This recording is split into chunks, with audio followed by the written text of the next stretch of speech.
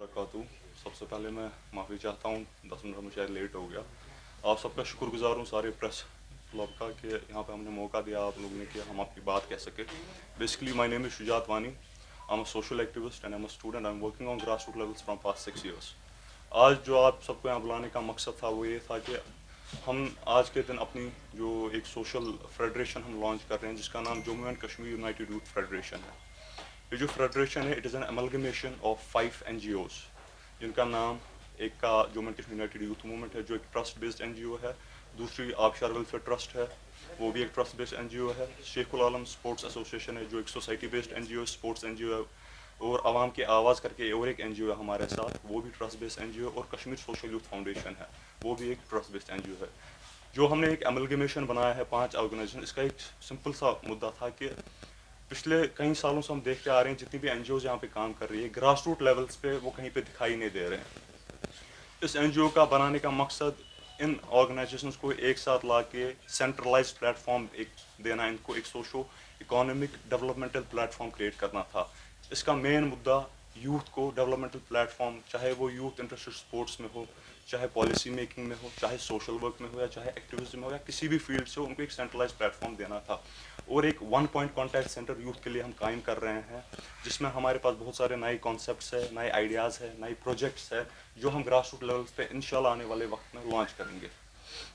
अभी मेरे साथ जो इस ऑर्गेनाइजेशन के जनरल सेक्रेटरी है मिस्टर मामून साहब वो मौजूद है, मेरे दाएं तरफ से प्रेसिडेंट है मुश्तबा कादरी साहब, एडिशनल जनरल सेक्रेटरी है साइम साहब, और भी मेरे बाकी भाई है जो भी वहाँ पे बैठे हुए हैं। इनमें से हमारे वाइस प्रेसिडेंट है उवैस कादरी साहब, और हमारे ट्रेजरर है लबीब साहब, और हमारे एडिशनल जॉइंट सेक्रेटरी है अरशद भट्ट साहब, और हमारे स्टेट सेक्रेटरी है एजाज दोबी साहब, आतिफ है। यहाँ पे बहुत सारे हमारे साथ यूथ यहाँ पे जुड़ा हुआ है अभी इस टाइम पे।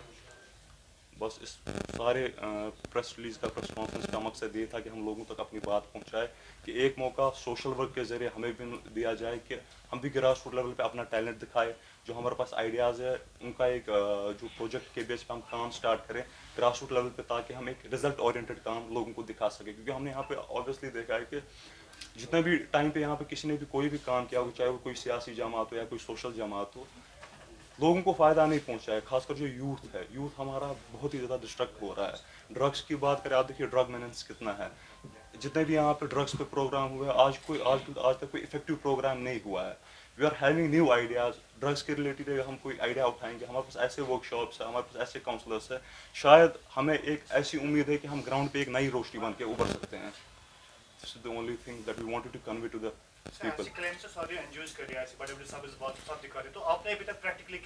बेसिकली अगर आपको पता होगा हमारे साथ एक NGO यहाँ पे आवाम की आवाज़ है, उनने पिछले जो कोविड में था रिलीफ का काम किया था 2 करोड़ रुपए का। हमने खुद जो हमारी ऑर्गेनाइजेशन 10 लाख रुपए का काम किया था कोविड में। टू एवरीवन सरप्राइज, हमने किसी भी ऑर्गेनाइजेशन या किसी भी एजेंसी या किसी भी गवर्नमेंट इदारे से पैसा नहीं लिया था। It was the money that was taken from the people, and ये पैसा हमने लोगों तक पहुँचाया था उस वक्त। ऐसी It's not an NGO, it is a federation of 5 NGOs. This has, अभी तक ऐसा कुछ नहीं हुआ है कि 5 ऑर्गेनाइजेशंस एक प्लेटफॉर्म पे काम करें। अब आप बताएं कि हम डिफरेंट कैसे हैं दूसरों से। हम डिफरेंट इस तरह से, हमारे पास एक्सपीरियंस है, हमने ऑलरेडी ग्रास रूट लेवल।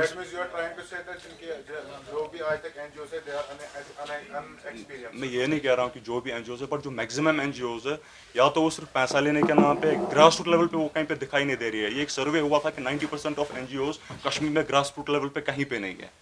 तो ये जो मुद्दा था, ये उन NGOs को जिनने ग्रास रूट लेवल पे सच्चाई में काम किया था उनको एक प्लेटफॉर्म पे लाने का एक नया एक इनिशिएटिव था। अब आप बताएंगे हम डिफरेंट कैसे। हम डिफरेंट इस तरह से, जो हमारे पास एक विजन है कि transform socio economic development platform, एक ट्रांसफॉर्मेशन का जो हमारे पास विजन है, और 1 पॉइंट कॉन्टैक्ट सेंटर यूथ का उनको देने का एक विजन है। ये अभी तक किसी ऑर्गेनाइजेशन ने किया है, चाहे वो कोई भी ऑर्गेनाइजेशन हो।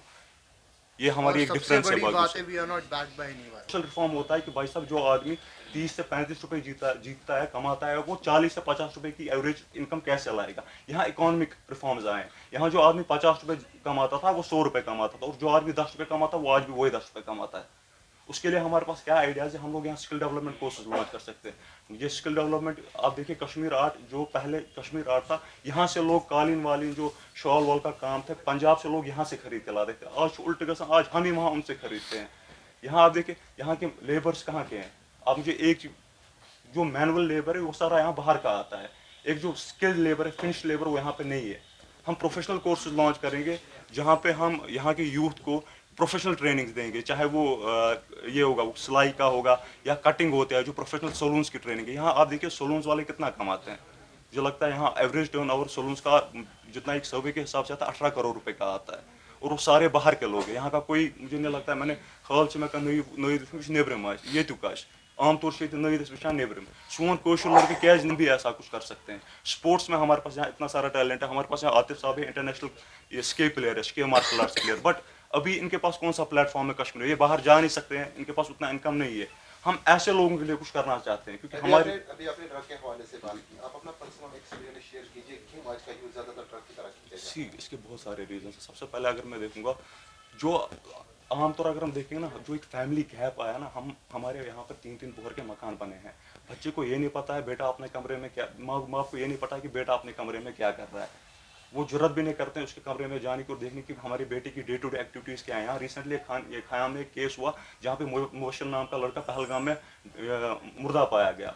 उसके बाद एसएसपी अनंतनाग ने यह बयान दिया कि उस बच्चे की जो मौत हुई है वो ड्रग्स के बावजूद है। वहाँ से उसके जो पेरेंट्स है वो कुछ कॉन्ट्राडिक्टरी बयान दे रहे हैं कि नहीं यार इसके मेडल्स है, ये नेशनल स्पोर्ट्स प्लेयर है, तो how come it is possible कि ये ड्रग्स में इन्फ्लुएंस था। पेरेंटल गैप जो है, या जो हमारा सोसाइटी में एक प्रेशर है, जो एक साइकोलॉजिकल प्रेशर है बच्चे पे, या हम एक और मैं आपको कॉज दे सकता हूँ कि किस लड़के से बराबरी गलत, बट हम उसी पे सारा नहीं थोप सकते हैं। एक माँ बाप की वजह से डिप्रेशन एक कॉमन, एक माँ बाप की जिम्मेदारी होती है कि वो अपने बच्चे की day to day daily activities को ट्रैक करे। अनफॉर्चुनेटली वो गैप जो है वो आज दिन ब दिन बढ़ता ही जा रहा है।